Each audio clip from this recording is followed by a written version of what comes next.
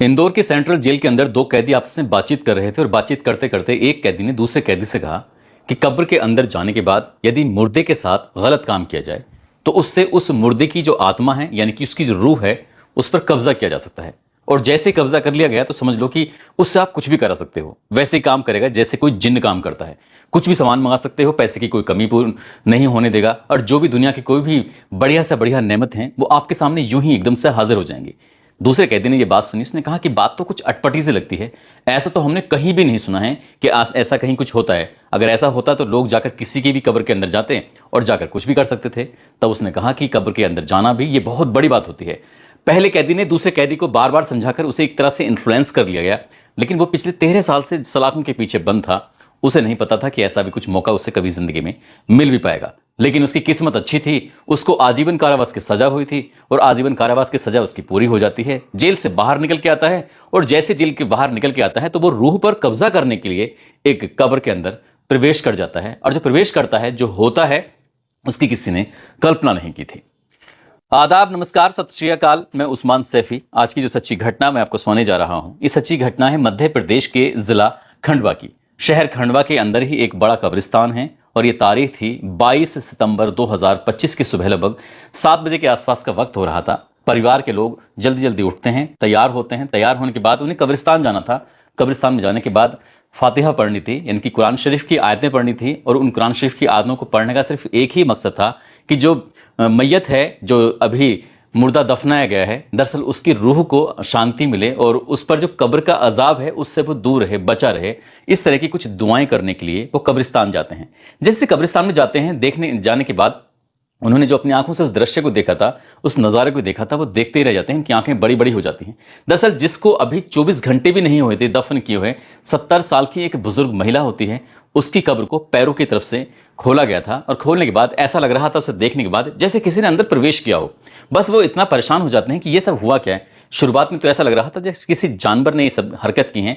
कई बार कोई जानवर भी कब्र के अंदर प्रवेश कर जाते हैं और लाश के साथ जाकर वो खाने पीने की हरकत जैसी कर देते हैं। इसी बीच में वहीं पास में ही एक रेलवे से कर्मचारी जो रिटायर्ड हो चुके थे, उनकी भी मौत हुई थी। ये 21 सितंबर 2025 की ही तारीख थी जो उनकी मौत हुई थी। दोनों की जो कब्रें थी वो थोड़े फासले से थी। कुछ लोग जाते हैं, जाकर देखते हैं कि जो रेलवे के कर्मचारी हैं उनकी भी तो लाश जाकर देखी जाए, यानी कि उनकी कब्र जाकर देखी जाए। कब्र के पास जब पहुंचते हैं, वहां जाकर देखते हैं तो जैसे उस 70 साल की बुजुर्ग महिला के साथ हुआ, ठीक वैसा ही उनकी कब्र के साथ भी हुआ। अब लोगों को अफसोस हो जाता है। यहीं से जो शहर काजी होते हैं, जिनका नाम सैयद निसार अली होता है, उन्हें सूचना दी जाती है। उनसे कहा जाता है कि रात 2 कब्रों को खुर्द-बुर्द किया गया है, उसके अंदर किसी ने प्रवेश किया है और अंदर जाकर हम देखने की कोशिश कर, अगर झांकने की कोशिश कर रहे हैं तो ऐसा लग रहा है जैसे कि कोई गलत काम करने की कोशिश की गई है। जैसे ये बात सुनी, सैयद निसार अली जो कि शहर काजी होते हैं वो भी मौके पर पहुंच जाते हैं। अब ये खबर पूरे शहर में आग की तरह फैल जाती है। बड़ी संख्या में लोग उस कब्रिस्तान में इकट्ठा हो जाते हैं। लोगों में बहुत ज्यादा गुस्सा था और गुस्से वाली वजह भी थी।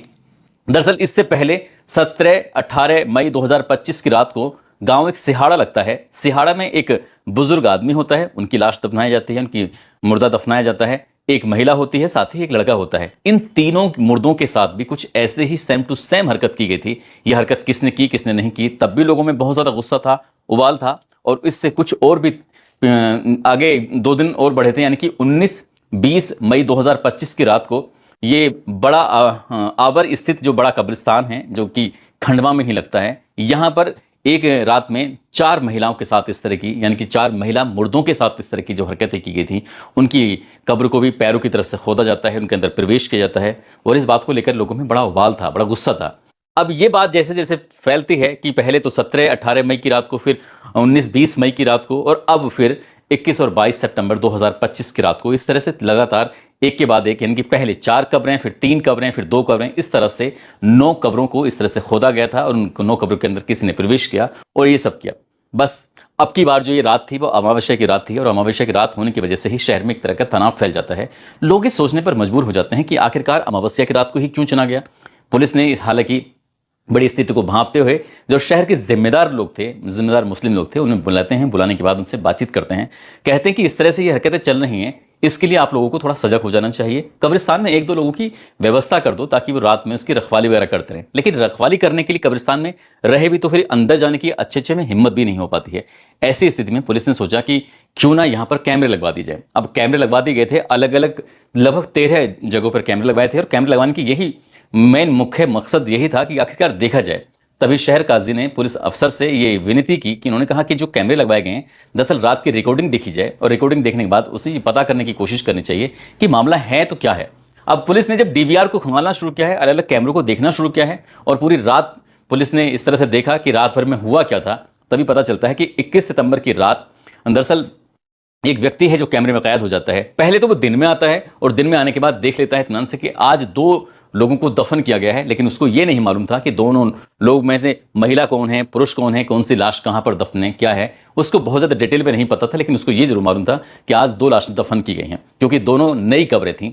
आखिरकार रात जब ज्यादा हो जाती है, ज्यादा रात में ही वो व्यक्ति अंदर प्रवेश करता है और जब रात में आता है तो उसके तन पर एक भी कपड़ा नहीं था, बिल्कुल नग्न हालत में था। नग्न हालत में आने के बाद वो पहली कब्र खोदता है रेलवे के अधिकारी की और उसकी कब्र के अंदर प्रवेश करता है, कुछ देर रुकता है, वहां से निकलकर फिर दूसरी तरफ जाता है। दूसरी तरफ जाने के बाद वो 70 साल की जो बुजुर्ग महिला होती है उस महिला की कब्र के अंदर जाता है, काफी वक्त उसके अंदर बिताता है और काफी वक्त बिताने के बाद बाहर निकल आता है। कुछ ऐसा ही लोगों ने अंदाजा लगाया कि इससे पहले जो 2 घटनाएं हुई थी उस घटनाओं में भी कुछ इसी तरह का मामला था, लेकिन ये नग्न होकर, नंगा होकर ये आदमी इसके अंदर कर क्या रहा है। पुलिस वालों ने जब डीवीआर में देखने की कोशिश की तो लोगों के पैरों तले जमीन खिसक जाती है, सोचने पर मजबूर हो जाते हैं कि आखिरकार ये नग्न होकर ये आदमी कर क्या रहा है, जिसकी उम्र लगभग 50 साल के आसपास होती है।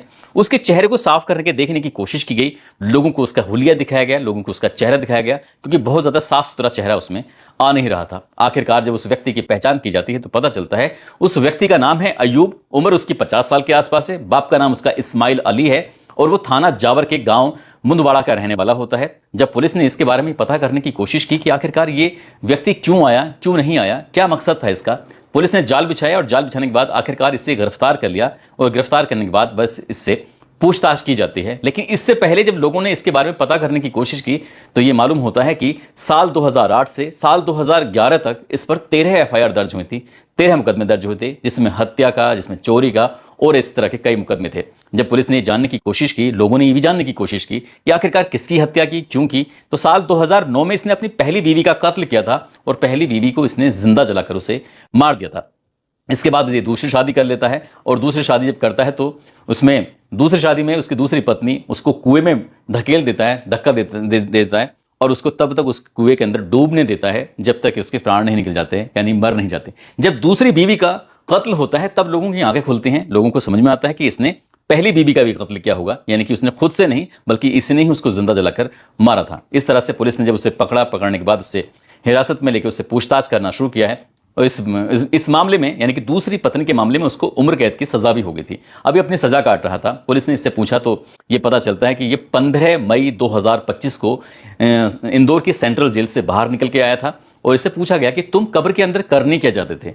तब इसने कहानी सुनाई, उसने कहा कि साहब मैं कब्र के अंदर इसलिए जाता था क्योंकि जेल में ही एक कैदी ने मुझे बताया था कि अगर हम कब्र में अंदर जाने के बाद मुर्दा के साथ कुछ गलत काम करते हैं तो वहां से उसकी जो रूह निकली हुई है उस रूह पर कब्जा किया जा सकता है, उसे अपने वश में किया जा सकता है, उसे जैसे ही वश में कर सकते हैं तो उसके बाद जैसे जिन्नातों से कोई भी काम करा सकते हैं और कुछ भी उससे हासिल किया जा सकता है। तो वो कुछ ऐसे ही शक्तियां हासिल करने के लिए ही वो कब्र के अंदर प्रवेश कर रहा था, उनके बालों को काटकर कुछ क्रियाएं कर रहा था, साथ ही उनके साथ उसने गंदा काम करने की भी कोशिश की, यानी कि प्रयास किया। क्योंकि इस बात का इसलिए भी खुलासा नहीं होता है जब परिवार के लोगों से कहा जाता है कि ये पता करने के लिए कि क्या इसने गलत काम किया है नहीं किया है तो इसके लिए आपको पोस्टमार्टम कराना ही पड़ेगा। लेकिन जब 70 साल की उस बुजुर्ग महिला के बाद पोस्टमार्टम की आती है तो लोगों ने ये कहते हैं कि आखिर में इसकी मट्टी तो खराब हो ही गई है और ज्यादा क्यों इसमें छींचा लेदर किया जाए, इसलिए जैसा भी है इनको नहला दिला के फिर से इनको दफन किया जाता है। इसलिए हम पोस्टमार्टम नहीं करना चाहते, क्योंकि घर वाले भी चाहते थे कि कहीं ऐसी बात ना निकले जिससे कि पूरी जिंदगी एक तरह के ताने मिलते रहे। जब बात ये पुलिस के अधिकारियों तक पहुंचती है, प्रशासन के अधिकारियों तक पहुंचती है, एसपी ने डीएम को पत्र लिखा और पत्र लिखने के बाद कहा कि इस व्यक्ति के ऊपर रासुका लगाई जाए ताकि लंबे समय तक कानून के शिकंजे में फंसा रहे। तब डीएम साहब ने भी इसको कहा कि इसे व्यक्ति पर रासुका भी लगाई जाती है, साथ ही इसको वर्ग सी के जो कैदी होते हैं उनके साथ में रखा जाए। ये एक तरह से मानसिक विकृति है इसके अंदर। इसने आखिरकार ऐसे सोच भी कैसे लिया कि ऐसा हो सकता है। जब ये खबर अखबारों में प्रकाशित होती है, सोशल मीडिया पर आती है, तो लोगों को यकीन नहीं हो रहा था कि एक व्यक्ति जो देखने में इतना सीधा सज्जन सा लग रहा है दरअसल वो इतना गंदा, इतना घिनौना कृत्य कैसे कर सकता है, मुर्दों के साथ वो ऐसा गलत कैसे कर सकता है। उसने ये भी जानने की कोशिश नहीं की कि जिन 4 महिलाओं को एक रात में उसने उनकी कब्रों को खुर्द बुर्द किया था, दरअसल एक कम से कम 50 की उम्र थी और अधिकतम 74 साल की उम्र थी। उसने बुजुर्ग महिलाओं को भी नहीं बख्शा, उसने बच्चे को भी नहीं बख्शा, उसने बूढ़े आदमी को भी नहीं बख्शा, उसने सभी के साथ उसने ऐसा ही किया। फिलहाल शहर के लोगों में अमन सुकून है, लेकिन जब इस घटना के बाद उसको गिरफ्तार किया जाता है और गिरफ्तार करने के बाद जब ये लोगों के सामने आता है तो हजारों की संख्या में लोग इकट्ठे हो गए थे। और इकट्ठा होने के बाद लोगों ने कहा तो या तो हमारे सामने इसको गोली मार दो या फिर हमारे हवाले कर दो, हम इससे खुद ही बदला लेंगे। लेकिन कानून भी एक चीज़ है, कानून का भी पालन करना पुलिस वालों के लिए बहुत ज़रूरी था। किसी के हाथ में ऐसे किसी को दिया नहीं जाता, उससे गिरफ्तार किया जाता है और गिरफ्तार करने के बाद उसको जेल भेज दिया जाता है। दोस्तों, इस पूरे घटनाक्रम को सोने का उद्देश्य किसी को परेशान करना नहीं है, किसी का दिल दुखाना नहीं है, बल्कि आपको जागरूक करना है, आपको सचेत करना है कि इस दुनिया में, आज के इस दौर में जब हम साइंस की बातें करते हैं, इस दौर में आखिरकार कैसे कैसे लोग रहते हैं। पुलिस की इसमें बहुत बड़ी सावधानी रही है। साथ ही जो शहर काजी हैं उनकी बड़ी इसमें अच्छी बात रही है कि उन्होंने उनके साथ मिलकर कब्रिस्तान में सीसीटीवी कैमरे लगवा लिए थे। यदि सीसीटीवी कैमरे नहीं लगे होते तो इससे शहर का माहौल भी खराब हो सकता था। इस कहानी से यह सीख जरूर मिलती है कि आप अपने घरों में कम से कम कैमरे लगवाएं और ऐसी जगहों पर कैमरे लगवाएं जहां पर सेंसिटिव एरिया है, ताकि जो भी अपराधी है वो कैमरे में कैद हो जाएगा और कोई झूठ फिर बोला नहीं जा सकता, क्योंकि सच ही सामने लोगों को आएगा और जब सच आएगा तो फिर वो अच्छा भी लगेगा।